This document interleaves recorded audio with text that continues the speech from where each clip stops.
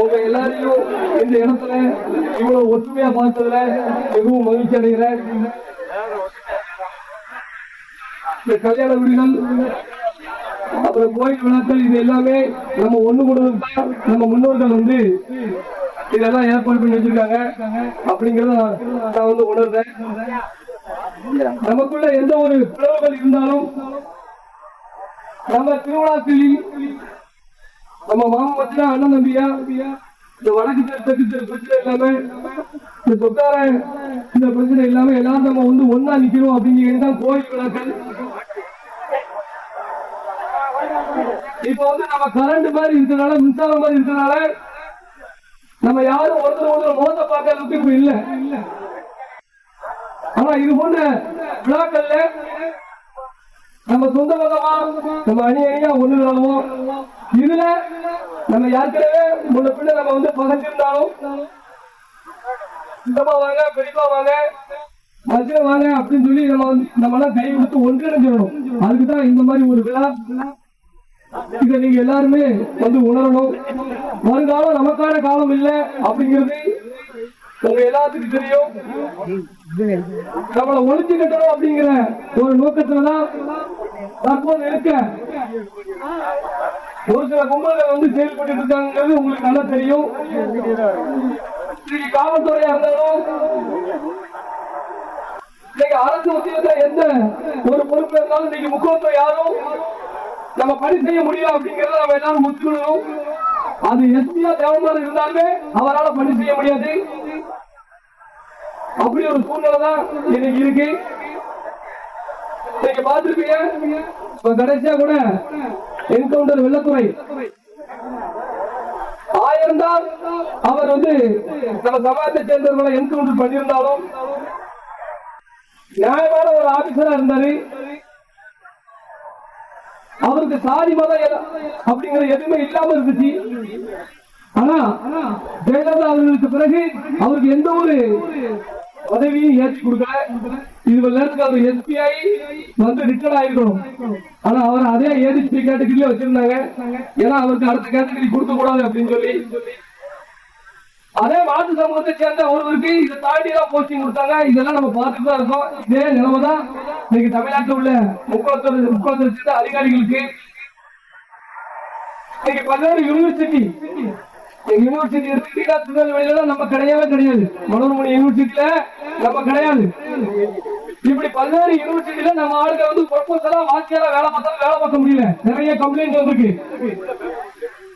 ஏன்னா இவங்க எல்லாம் தேவமாக இவங்க பணி செய்ய கொடுக்குறது அப்படின்னு சொல்லி பெட்டிஷன் அவங்க சமுதாயத்தை சேர்ந்த அமைப்புகள் வச்சு அதுக்குதான் நான் இப்ப இறங்கி ஆப்படிச்சுட்டு இருக்கேன். நீ என் சமுதாயத்தை எப்படி தாக்குறியோ அதே நீ என் சமுதாயம் படிச்சு வேலைக்கு போகக்கூடாது, படிச்சு வேலை இருந்தாலும் நான் வேலை பார்க்க விட மாட்டேன் அப்படின்னு நீ வந்து மனு அனுப்புனா நானும் உன்னைய வந்து சாதி ரீதியா செயல்படுற அப்படின்னு சொல்லி நானும் உனக்கு ஆப்படிச்சிருக்கேன். கடந்த 4 நாட்கள் முன்னாடி 11 மனு அனுப்பியிருக்கேன். ஏன்னா என் சமூகத்தை சேர்ந்தவங்க ஆசிரியராலும் வேலை பார்க்க முடியல அப்படின்னு சொல்லி எனக்கு கம்ப்ளைண்ட். இந்த வேலையை நான் செஞ்சுக்கிட்டே இருப்பேன். அதனால நான் இதெல்லாம் எந்த பிரதிபலனை பார்த்து எதிர்பார்த்து நம்ம வந்து செயல்படல. எனக்கு தெரியுது நம்ம சமூகம் ஒற்றுமை இல்லாம நம்ம அறிய போறோம், நம்ம விழ போறோம், நம்ம பிள்ளைங்களை அறிமுகப்படுத்த போறாங்க அப்படிங்கிறது தெரியுது. நம்ம எல்லாம் வளர்ந்துட்டோம். அதாவது நம்ம எல்லாம் வளர்ந்துட்டோம். 60 வயசு 50 வயசு 40 வயசு எல்லாம் சொல்ல முடியும்னா நாம ஒரு கட்டத்துக்கு வந்துட்டோம். ஆனா நம்ம பிள்ளைகளை வரவிட மாட்டாங்க. நம்ம என்னதான் படிக்க வச்சாலும் நம்ம பிள்ளைகளை படிக்க விட மாட்டாங்க. ஏன்னா +2 தாண்ட போதுதான் இங்க எஃப்ஐஆர் போட்டுறாங்க.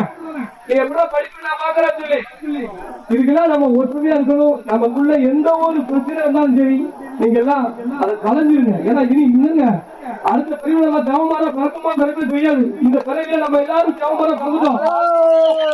இந்த மாதிரி கலப்பு கிடைக்காது. ஏன்னா தேவரா பிறப்பது வந்து இனிமேல் நடக்காத காரியம் தான்.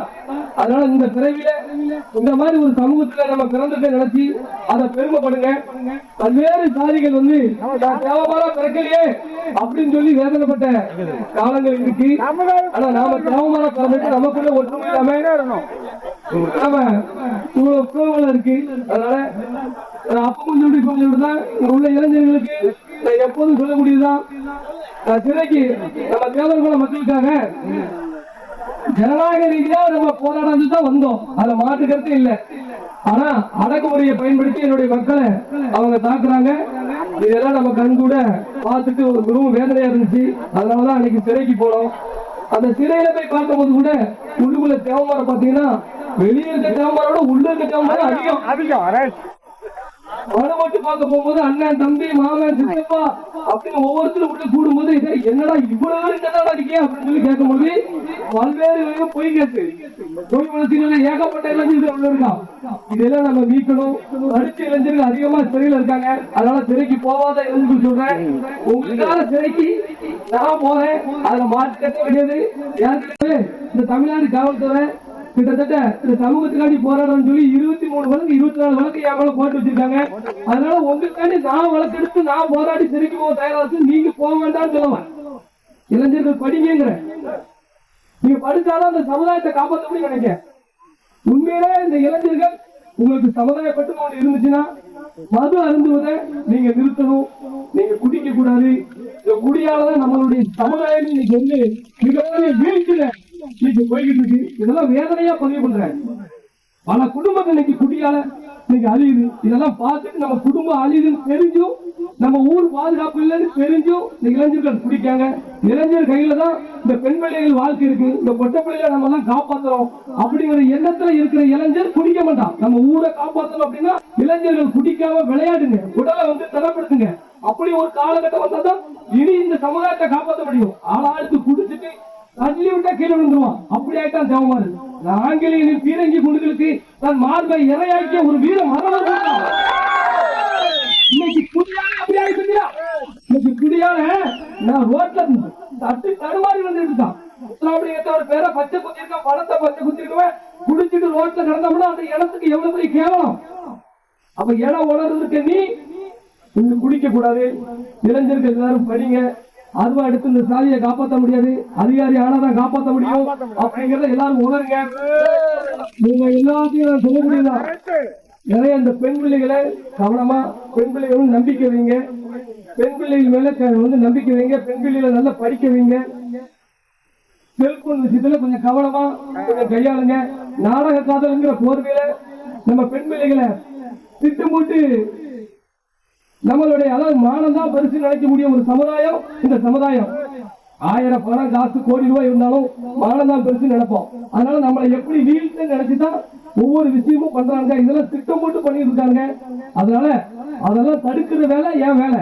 நான் விட மாட்டேன். நான் வந்து பிஎம்சி மக்கள் சொல்லி ஐயா முஸ்லாமிய பேர்ல இயக்க வச்சு நடத்துறேன்.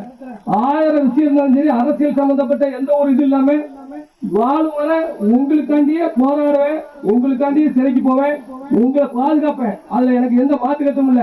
உங்களுக்கு எதாவது எல்லா ஊர்லயும் சரி, உங்களுக்கு ஏதாவது ஒரு பிரச்சனை, ஏதாவது ஆபத்துல எனக்கு வந்துடும், வாட்ஸ்அப்ல வந்துடும், நான் வரேன். நான் வந்து போராடுறது, நான் வந்து சிறைக்கு போறேன். நீங்க யாரும் அருவாவோ கம்போ கத்தியோ எடுத்துடக்கூடாது. இல்லீகல் ஆக்ட்ல யாரும் இளைஞர்கள் ஈடுபடக்கூடாது. மது போத யாரும் ஈடுபடக்கூடாது. கஞ்சா எல்லா கிராமங்களையும் இப்ப கஞ்சா போந்துட்டு இதெல்லாம் நம்ம ஒழிக்கணும். ஊர் பெரியவர்கள் பேச்ச இளைஞர்கள் வந்து கேளுங்க. வாரம் வாரம் கூட்டம் போடுங்க. ஒவ்வொரு ஊர்லயும் தன்னால ஒரு கூட்டம் போட்டு ஊரை இப்பவுமே கட்டுக்கோப்பா கொண்டு வாங்க. உங்களுக்குள்ள ஒரு ஃபண்டை ரெடி பண்ணி நீங்க உங்க ஊரை காப்பாற்றுறதுக்கு ரெடி பண்ணுங்க. வழக்கறிஞர்கள் அதிகமா தேவைப்படுறாங்க. வழக்கறிஞர்கள் அதிகமா தேவைப்படுத்துறாங்க. நம்ம ஒரு வரி போட்டு நம்ம வந்து எப்படி கோயில் திருவிழா நடத்துறோமோ அதே மாதிரி வரி போட்டு ஒவ்வொரு ஊருக்கும் ஒரு 5 வழக்கறிஞர் 10 வழக்கறிஞர் படிக்க வைங்க. படிக்க வச்சு அவங்க உங்க ஊரை காப்பாத்திடுவாங்க.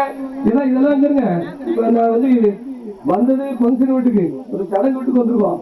ஆனா நீங்க எல்லாம் இவ்வளவு பேர் இருக்கிறத பார்த்து சரி உங்களுக்கு நான் என்னோட என்ன நடந்துகிட்டு இருக்குன்னு சொல்லணும் அப்படின்னு சொல்லி சொல்ல முடியாத விஷயங்கள்லாம் நம்ம சமூகத்துக்கு நடந்துகிட்டு இருக்கு. இதெல்லாம் மனசுல வச்சுக்கிட்டு எல்லாரும் ஒற்றுமையா இருங்க.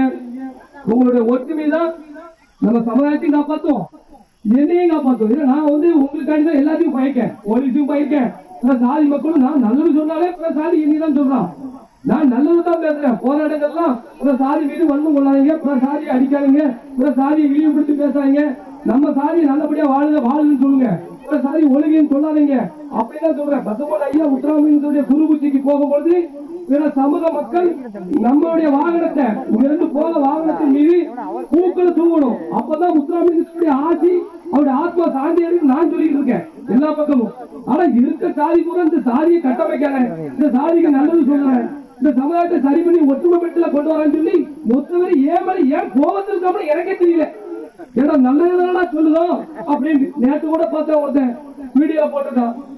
என்னை தீவிரவாதி ரேஞ்சுக்கு வந்து கொண்டு வரான். இத்தனைக்கு நானும் இதுவரைக்கும் எந்த ஒரு ஈஎம் கூட நம்ம தீர்வு கிடையாது.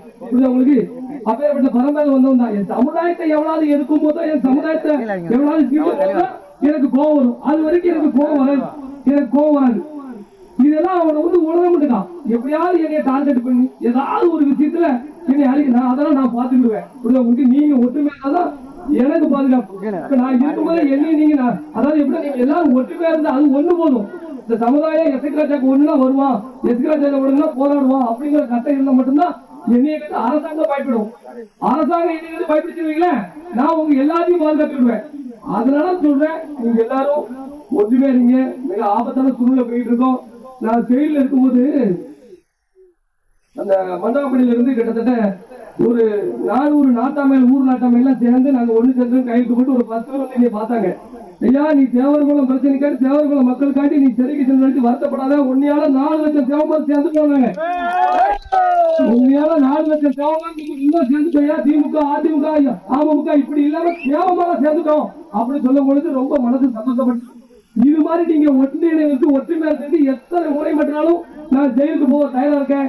வாழ்க்கையில என்னைக்குமே விலை போக மாட்டேன். அவன் வந்தா இவன் வந்தான்னு சொல்லிட்டு எப்படியாவது நம்மளை விலைக்கு வைக்கலாம்னு சொல்லி 1000 பேர் போட்டி போட்ட வரைக்கும் நான் போகல.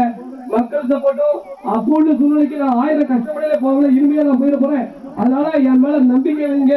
உங்க எல்லாத்தையும் உங்க பிள்ளைல நீங்க படிச்சு போற பிள்ளைங்க, காலேஜ் போற பிள்ளைங்க எல்லாத்தையுமே நாங்க பாதுகாப்போம். அதை மாற்றுக்கிறதுல நீங்க எல்லாரும் ஒற்றுமையா இருக்குன்னு சொல்லி மிகவும் தாழ்மையோடு நான் கேட்டுக்கிறேன்.